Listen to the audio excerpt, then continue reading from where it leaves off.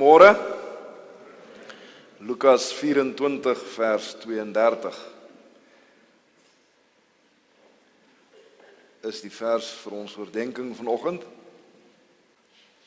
Lukas 24 vers 32 lees as volg: En hulle sê vir mekaar, was ons hart nie brandende in ons toe hy met ons op die pad gepraat en vir ons die skrifte uitgelê het nie.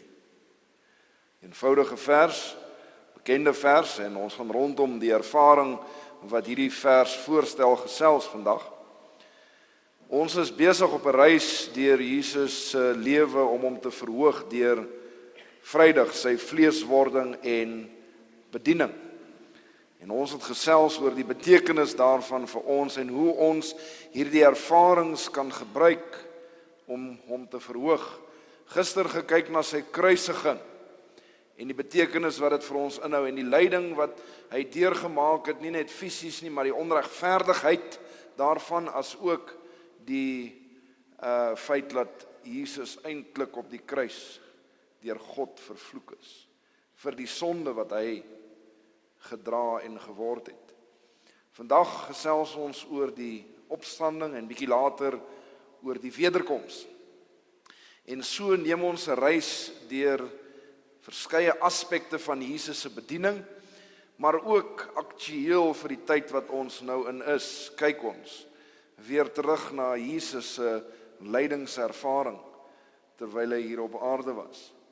En die opstanding is 'n besondere onderwerp om oor te gesels, want die opstanding is die waarborg, Jesus se opstanding, dat ons ook eendag sal kan opstaan.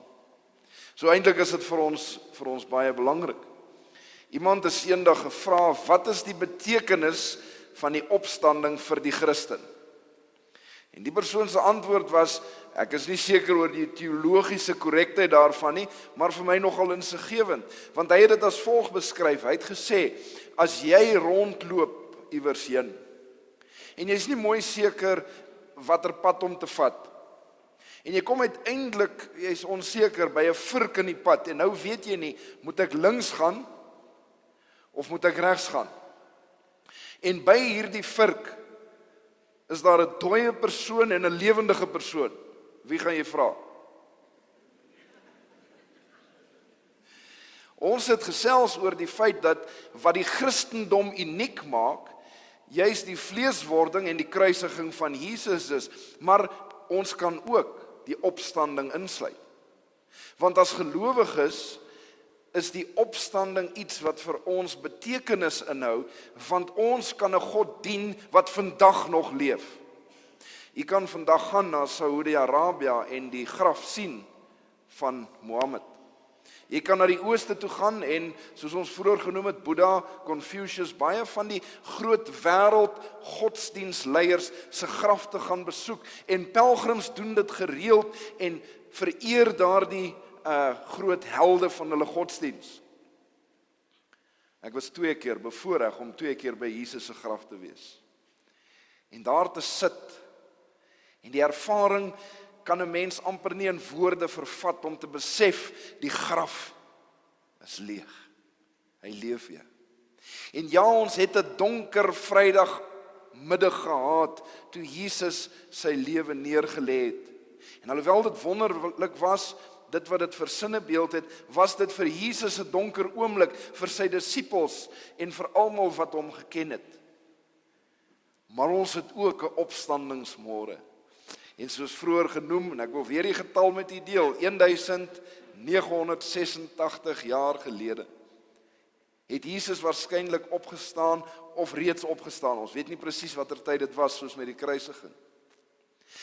En dit wat daar plaasgevind het, is die waarborg dat ons die ewige lewe kan hê. Dit is die waarborg dat Jesus die volmaakte lewe gelei het, want God kon hom opwek. En dit is betekenisvol vir u en vir my vandag om Jesus te verhoog as die enigste God wat wel opgestaan het.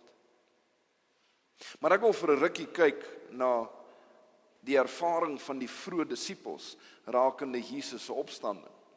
En soos ons genoem het in Vrydagmiddag se gesprek tydens Jesus se bediening, was dit Maria wat haarself aan die voete van Jesus vind na sy opstanding. En sy word die gekose instrument om die boodskap wêreldwyd te neem.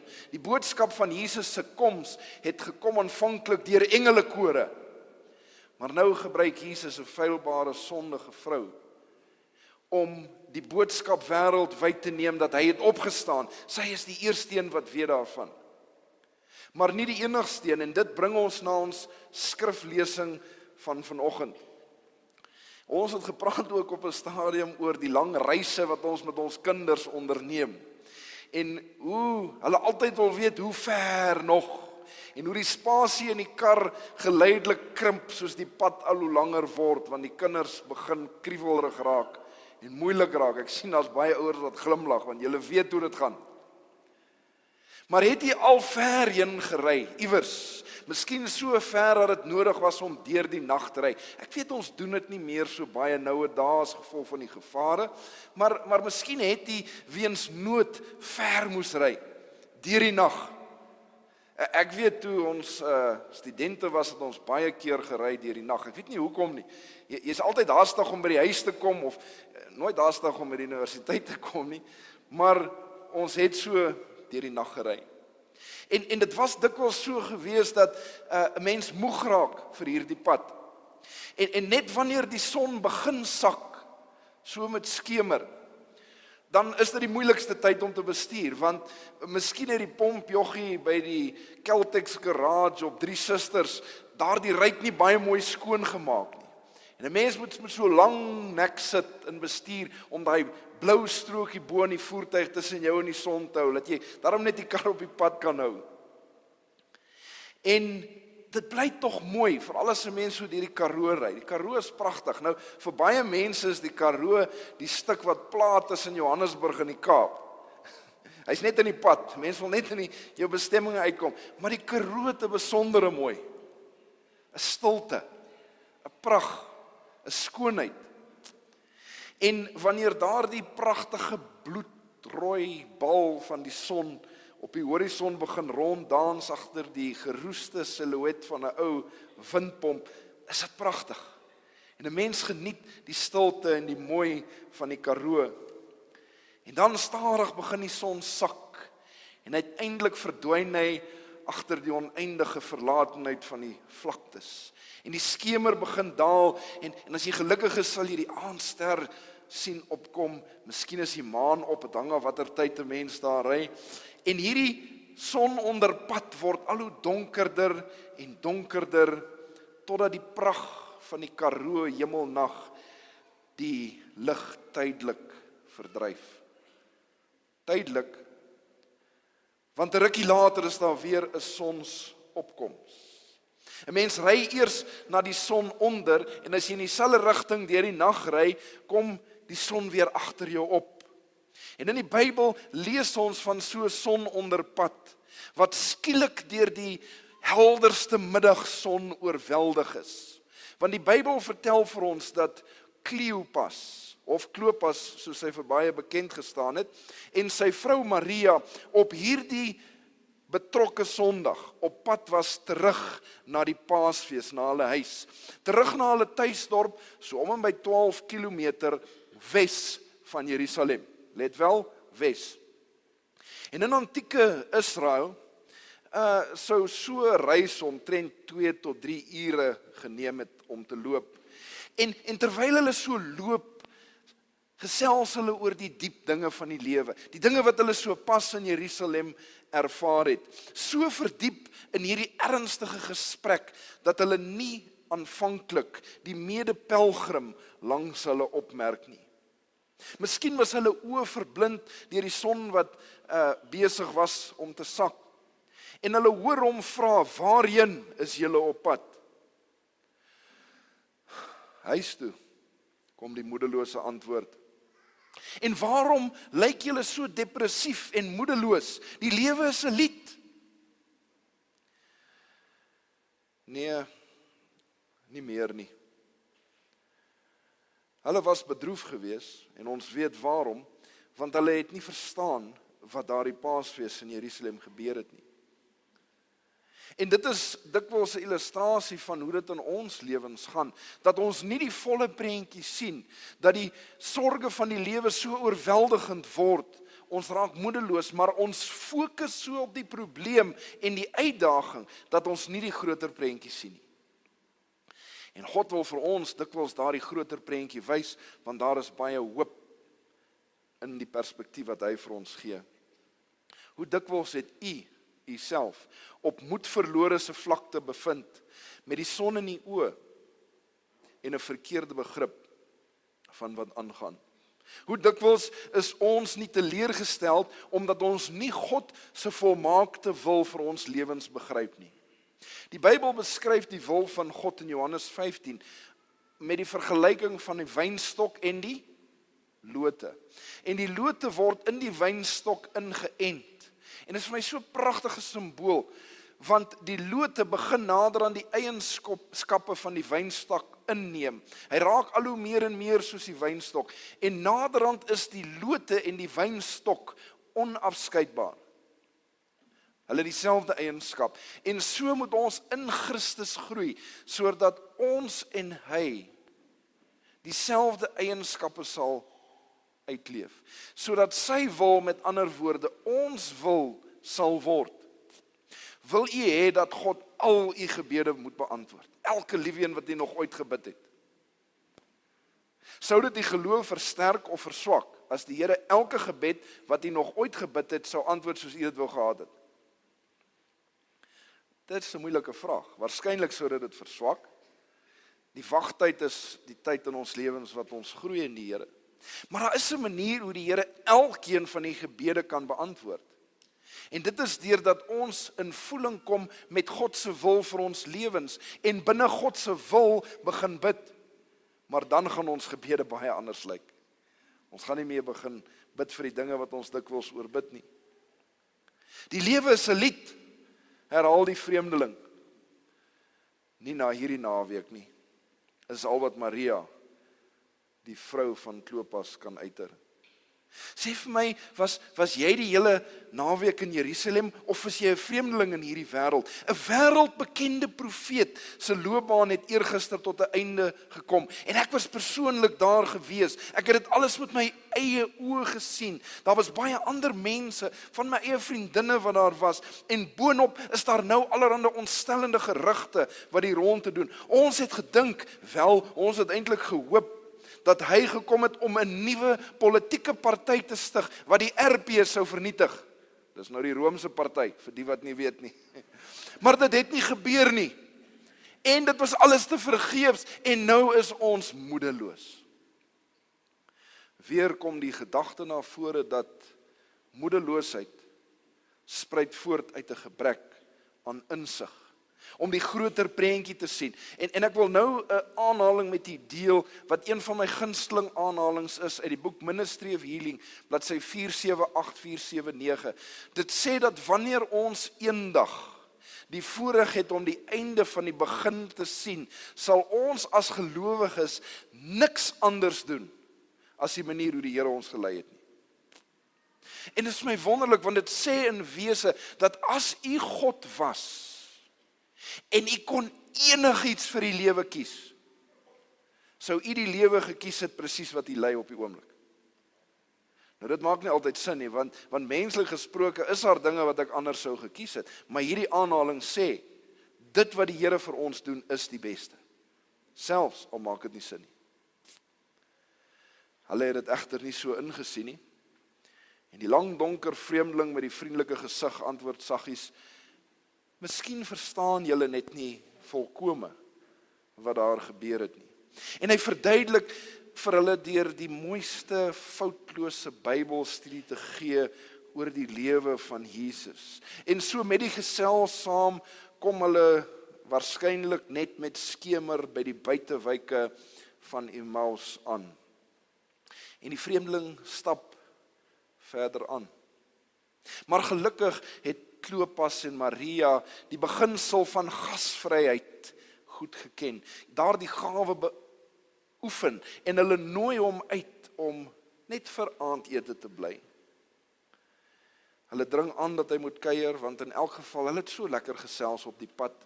Die paaie is gevaarlik, is besig om donker en koud te word, en hy stem in.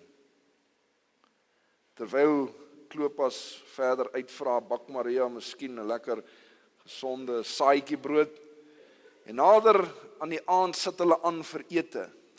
En na die amen van die tafelgebed, breek hierdie vreemdeling die brood. En skielik val die skille van hulle oë af. Hulle moes vroeër kontak met Jesus gehad het, wat die Bybel nie van praat nie. En hulle kyk vir mekaar. En hulle dink aan voorverlede jaar se besoek aan Galilea en die 4000 wat gevoed is. En hulle herken daar dieselfde hande en die vars wonde wat nou skielik duidelik sigbaar is vir hulle. Die Bybel sê Maria was daar teenwoordig gewees. En skielik skyn die helderste middagson in hulle lewens oorweldigend en verdryf die donkerte soos nog nooit van tevore. Want hierdie vreemdeling is nie meer 'n vreemdeling nie, maar die Bybel sê hy is ook uit hulle midde weggeraap. Lukas 24 vers 32. En hulle sê vir mekaar, was ons hart nie brandende in ons, toe hy met ons op die pad gepraat en vir ons die skrifte uitgelê het nie. Die van die wat die voorreg gehad het in die lewe al om met mense te gesels, wat belangstel in die boodskap soos ons dit verkondig, of 'n dieper verhouding met Jesus Christus, sal kan getuig, daar is geen groter voorreg of wonder in die lewe, om te sien hoe mense die waarheid sien, en daardie besluit vir die Here maak. Dit is waarom ek 'n predikant geword het, onder andere. Om te sien hoe mense van donkerte na lig te beweeg. Om te sien hoe daardie skille van mense se oë afval, soos die Heilige Gees met hulle werk, en hulle daardie besluit maak. Dit is 'n wonderwerk wat geen geld kan koop, dit is net asemrowend om deel te wees van daardie proses.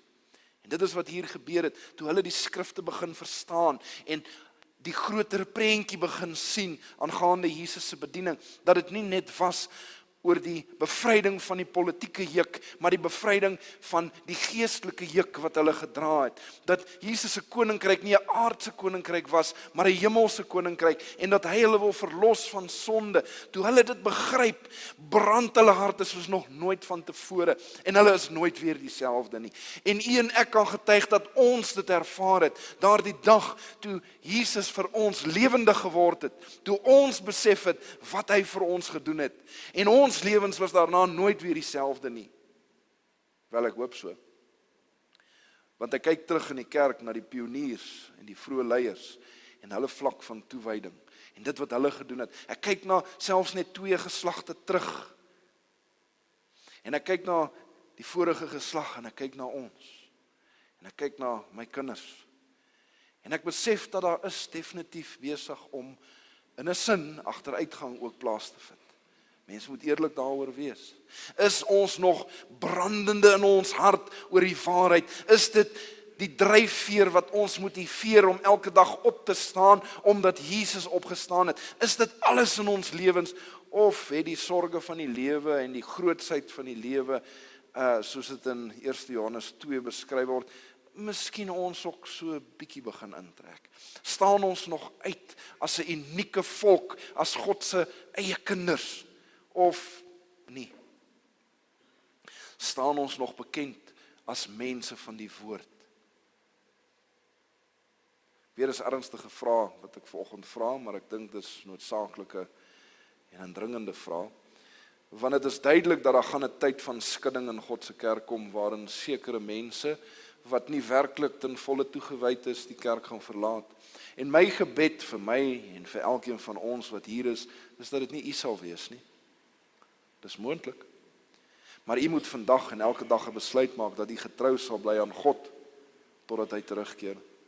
Want die aanslag van die vyand is oorweldigend. Dit is groot. En as ons nie binne God se wil soos die loot in die wynstok leef nie, dan val ons outomaties binne die vyand se wil, want hy het ook 'n plan vir die lewe.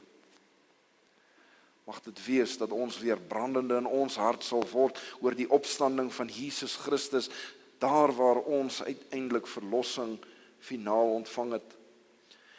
Ons lees verder dat sonder om die saaitjie brood verder aan te raak en die heerlike kos voor hulle te begin eet, staan hulle dadelik op. Nou hulle was moeg, hulle het so pas 12 kilometer van hierdie sononderpad geloop. En ek seker hulle kon gesê het, wel dis baie goeie nuus, maar kom ons gaan vertel môre vir die broers wat ons hier ervaar het. Maar nee, hulle kan nie tot môre wag. Hulle honger is weg, hulle moeg is weg, die pad is nie meer gevaarlik, daar is niks wat hulle vrees nie en hulle begin oombliklik, ek wil glo, die Bybel sê dit nie terugloop Jerusalem toe nie, maar terug hardloop. Hulle het nou geestelike kos ontvang. Die Here het nou vir hulle die rus gegee wat hulle nodig het. Daar is niks meer wat hulle wil doen anders as om terug te keer en hierdie goeie nuus te verkondig dat Jesus het opgestaan. Die son is onder, waarskynlik net voor hulle by Emmaus aangekom het, miskien 6:30, 7:00, is moeilik om te bepaal. Skemer, miskien is dit nou al 8:00 in die nag. Maar die gevare van die nag is nie meer 'n probleem nie. Daar is definitief 'n volmaan, soos wat dit was met die Paasfees. En terwyl hulle terug drafstap na Jerusalem met hierdie sterre en maan omhoog om hulle te vergesel, wil ek my verstout om te sê dat hulle praat oor dit wat hulle ervaar het. Hulle harte bokspring van vreugde, hulle kan nie stil bly nie, hulle is so opgewonde. Verstaan julle die implikasies hiervan? En hulle wil dit met almal deel. Dis asof hulle 'n nuwe wêreld in Jesus Christus ontvang het. Hulle sien hom nie meer as die gestorwe heiland nie, maar Christus het opgestaan. Oor en oor herhaal hulle dit. Hy het opgestaan. Ons moet die wêreld gaan vertel. Vir 'n selfoon 2000 jaar gelede om vinnig te kon bel of WhatsApp laat almal dadelik op die groepie kan weet. Maar hulle het dit nie. Hulle moet terugloop deur die donker nag om dit te gaan verkondig. Oor en oor. Christus het opgestaan. En hulle haas hulle voort deur die donker nag met die lig van God wat alle donkerte uit hulle harte verdryf het. Hulle loop nie nou meer in die rigting van die sononderpad, maar terug in die rigting van sonsopkoms, na die goeie nuus, na 'n nuwe lewe in Jesus Christus. Is dit nie hoe ons lewe as Christene moet wees? Baie Christene is op 'n donker sononderpad, moedeloos. Weet nie meer wat om te doen. En as jy mense vra, hoe gaan dit? Nee, het gaan maar sleg. Hoekom gaan dit sleg? Nee, die politiek en die geld en miskien dinge wat ons wel die goeie rede het om voor te kla. Maar in die groter prentjie moet ons nie eerder op 'n sonopad wees, op pad na nuwe lig, nuwe lewe. Op pad om hierdie goeie nuus van Jesus wat opgestaan het te deel. Dit is hoe ons as Christene se reis moet wees.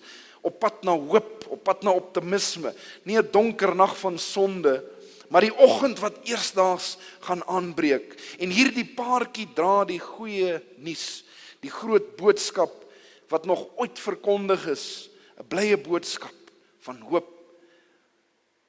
En die hele mensdom se ewigheid hang daarvan af. Miskien so net diskant middernag kom hulle by Jerusalem se oospoort in, wat tydens die feeste snags oopgelaat is. En die stad is in 'n aardige stilte gehul, almal het gaan slaap. Die huise is stil en donker, maar die reisigers baan hulle weg deur die nou strate in die lig van die maan, totdat hulle uiteindelik daardie bo-vertrek vind waar Jesus die laaste aand voor sy dood vertroef het en waar hulle broers nou nog is.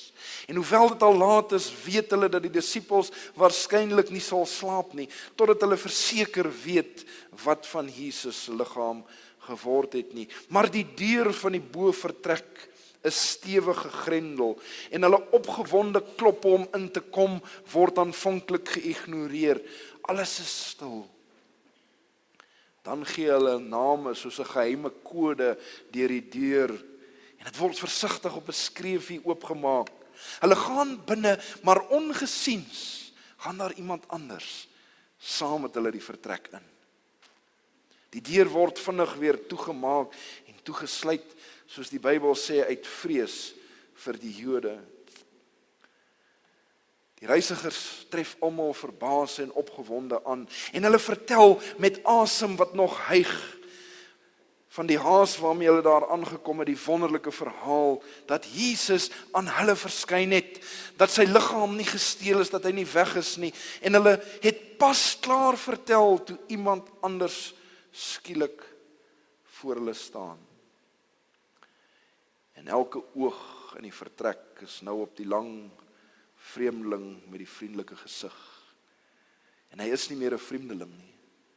Niemand het die geklop om ingelaat te word gehoor nie. Geen voetstap is gehoor nie. En die disippels staan vir 'n ruk eers verskrik en wonder wat dit mag beteken. En dan hoor hulle die onmiskenbare stem van hulle meester duidelik sê, vrede vir julle. Wat 'n oomblik, wat 'n oomblik. Jesus het opgestaan. Ek dink daar's 'n paar belangrike lesse wat ons kan leer uit hierdie baie bekende verhaal. Eerstens vertel dit vir ons van Jesus se vermoë om sin te maak uit die demekaar in die lewe. En hy wil dit doen. Hy kon hierdie twee Emmausgangers gelaat het om in moedeloosheid terug te gaan na hulle huis. Maar omdat hy tyd met sy Vader spandeer het, het hy geweet, hier is 'n geleentheid om die demekaar en onverstaanbare om sin te maak daaruit. Want dit is slegs deur Jesus dat ons verstaan wat die lewe werklik beteken. Donkerte word lig, depressie en stres verander in optimisme en hoop wanneer ons kontak met die verreëse Heiland het. Jesus kan sin maak uit u lewe ook. En hy wil. Die tweede les uit hierdie gedeelte vertel ons van Jesus se goeie maniere. Hy het aangekom na die reis by Emmaus en sê die Bybel verder gereis. Nie aangedring om maar oor te bly nie. Hy het sy taak verrig om hulle gedagtes te verhelder. En eers toe hulle by hom aandring om die aand by hulle te spandeer, het Jesus daartoe ingestem. Die Here wil u nie dwing om hom te verdien vandag nie. Die baie bekende, en u is bewus van die skildery ook, Openbaring 3 vers 20 sê, hy staan by die deur en hy klop. Hy klop geduldig, hy wag. Hy wil graag inkom, maar as ons nie daardie deur wil oopmaak nie, dan gaan hy voortbeweeg. En dit is eintlik 'n wonder, maar ook kan dit 'n gevaar in ons lewens wees as ons genoegsame kere nie daardie deur wil oopmaak of hom wil toelaat om in ons lewens te kom nie. Die derde ding wat ons leer uit hierdie verhaal is dat wanneer ons Jesus ontmoet, is daar niks in die lewe wat ons kan keer om ander daarvan te vertel nie. En ek wil u vra, 'n retoriese vraag vir u om oor na te dink, oor u persoonlike getuienis wat u in die afgelope jaar, 2 jaar, 5 jaar met ander gedeel het. Hoeveel mense het u in daardie tyd na Jesus gelei?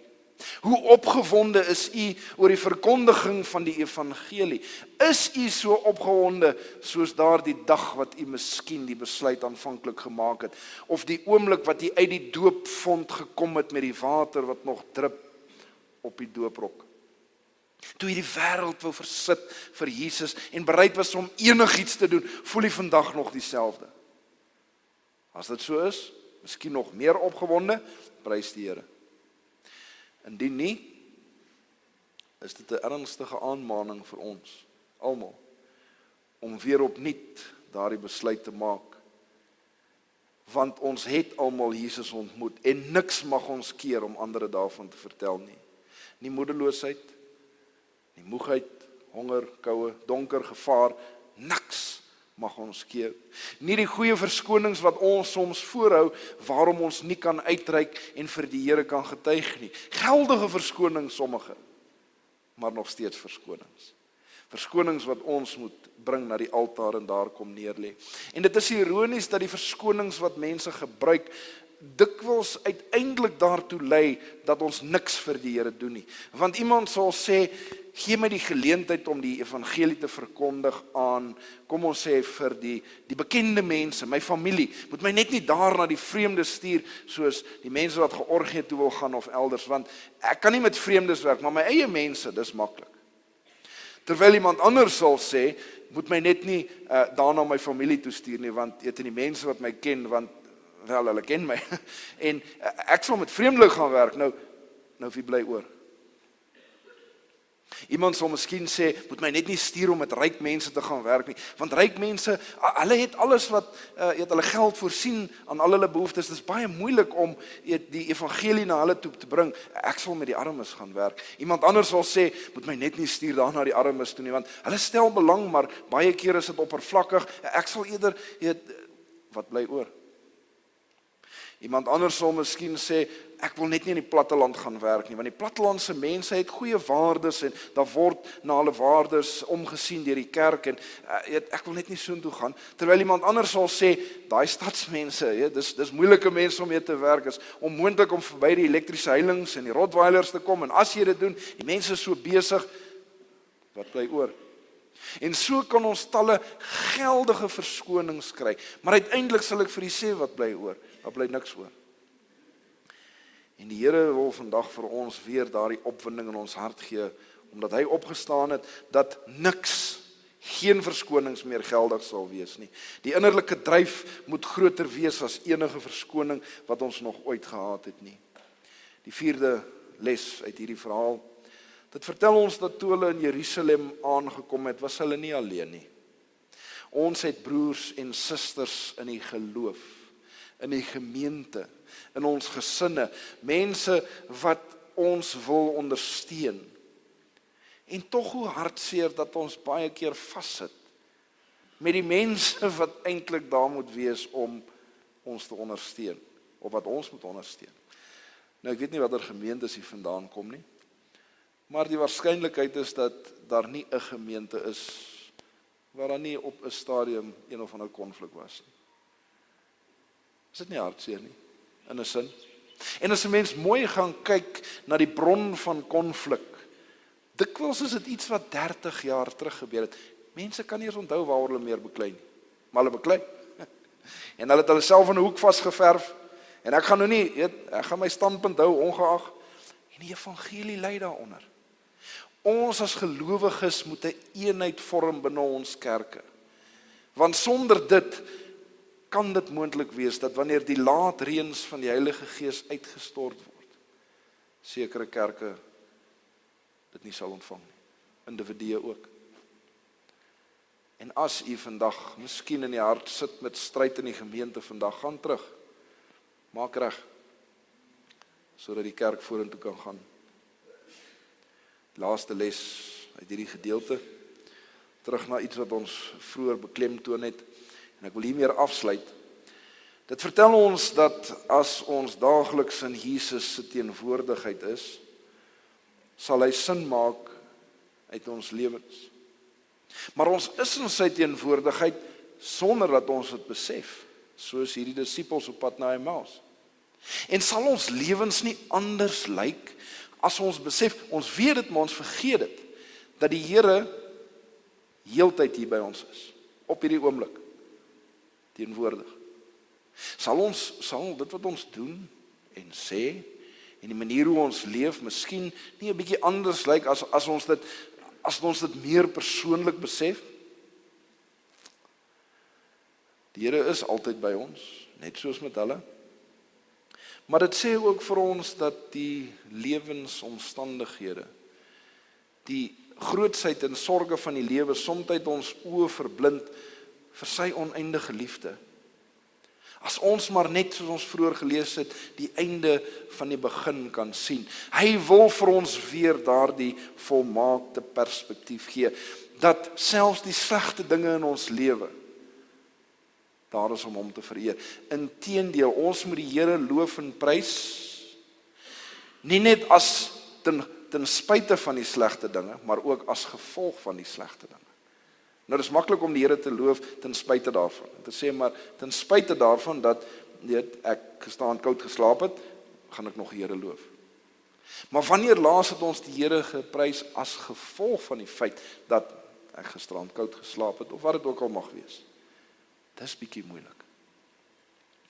Ek lees 'n verhaal wat ek dink hierdie punt goed sal illustreer van 'n sendingorganisasie in Amerika wat besluit het om 'n weeshuis in die voormalige kommunistiese deel te ondersteun. En hulle het klomp goed as gemeente bymekaar gemaak en alles begin verpak en versend wat die behoefte van hierdie weeshuis sou aanspreek. Dit was gedurende die oorlogjare. Mense het swaar gehad, maar ten spyte daarvan het hulle vrywillig opgeoffer en gegee. En een van die persone wat deel van die projek was, dit was 'n gesamentlike projek, was die skrynwerker wat die krat gebou het waarin alles moes gaan. En toe die krat byna vol is, moes hy die krat toe nou maar verseël met die laaste planke, en hy's besig om dit aan mekaar te sit, en hy verseël hom uiteindelik, en nog 'n krat, daar was so 'n paar kratte, uiteindelik kom haal die mense dit, en dis op pad China toe. En die gemeente is baie bly, behalwe dat die skrynwerker toe skielik besef, dat sy bril is weg. En hy soek hom oral. En hy besef dat waarskynlik het hierdie bril wat hy so in sy sak geplaas het, met die werk binne in een van hierdie kratte geval. En hy's mismoedig. Hy sê vir die Here, maar ek werk vir U. Ek het dit vir U gedoen, en hoe is dit nou moontlik dat ek nou gestraf word, dat my bril nou weg is? Miskien het hy hom net verloor. Hy is toe nie eers seker waar hy is nie, maar hy neem toe maar aan, vir my 'n ander bril gekry, maar was so 'n bietjie opstandig in sy hart oor die omstandighede, soos jy sou nou maar kan dink. Ruk daarna toe kom die sendelinge van hierdie voormalige kommunistiese land terug om vir 'n vakansietyd te spandeer, en die sendelinge van die weeshuis kom sê dankie vir die gemeente vir dit wat hulle alles bygedra het, die kos, die klere. Maar sê die direkteur wat toe daar by die kerk kom dankie sê, spesiale dankie vir die bril wat julle ook ingesluit het in die inventaris. En hulle weet toe ons het geen bril ingesluit nie.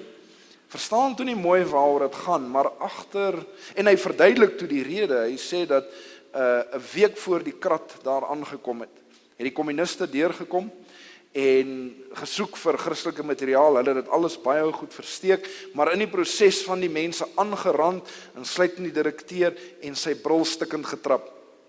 Dit was sy leesbril gewees, hy kon nie meer voorberei nie, hy het begin hoofpyne kry van al die lees, regtig swaar gekry, en 'n week later land hierdie kratte hier, en toe hy die eerste krat oopmaak, bo lê hierdie bril. En hy wonder waaroor dit gaan, en hy vat die bril en hy sit hom op, en dis 'n presiese voorskrif. Gemeente het nie mooi verstaan waaroor dit gaan nie, maar agter in die gemeente het 'n eenvoudige skrynwerker gesit, wat besef het dat die meester skrynwerker hom gebruik het op 'n bonatuurlike manier. En hierdie swaar kry en probleem wat hy opstandig teenoor God was, het God vir hom gewys in die groter perspektief, was eintlik my wil. Nou ek weet nie wanneer laas u 'n bril verloor het, of 'n selfoon, of een of ander swaar kry in die lewe gehad het. Miskien is u op die huidige oomblik op 'n moedverlore pad. Weet net dat die Here iets moois wil maak uit die lewe, want hy het opgestaan. Hy is die een wat ons lewens wil verander, sodat ons hom kan verheerlik. En dit is my gebed dat die Here u sal bly gebruik as instrumente in sy wingerd om juis hierdie wonderlike taak wat hy vir ons gegee het te kan vervul in Jesus naam. Kom ons buig ons hoofde. Lieflike Here Jesus, ons wil U vandag loof en prys vir al die goedheid. Ons wil, en dit is vir ons moeilik, ons moet eerlik wees, U ook loof en prys vir die slegte tye in ons lewe. En Here, deur dit alles wil U vir ons wys dat die son onder pad wat ons onsself soms op begeef, eintlik nie die regte pad is nie. Draai ons dus vanoggend 180 grade om met die goeie nuus van Jesus wat opgestaan het. Gee ons daardie nuwe perspektief van wat U vir ons gedoen het en lei ons na 'n pad van hoop en optimisme, na 'n nuwe lewe en 'n nuwe begin in Jesus Christus. Ons wil so graag vir U werk, Maak ons harte brandende soos nog nooit van tevore. Gee vir ons die vuur van die Heilige Gees en ons pleit, ons smeek in Jesus naam dat U die laatreëns van die Heilige Gees op ons sal uitstort. Dit bly ons grootste behoefte, Here. En mag ons hier weggaan, gevul met die Gees, opgewonde om te verkondig en te vertel, dat ons nooit weer sal kan stil bly nie.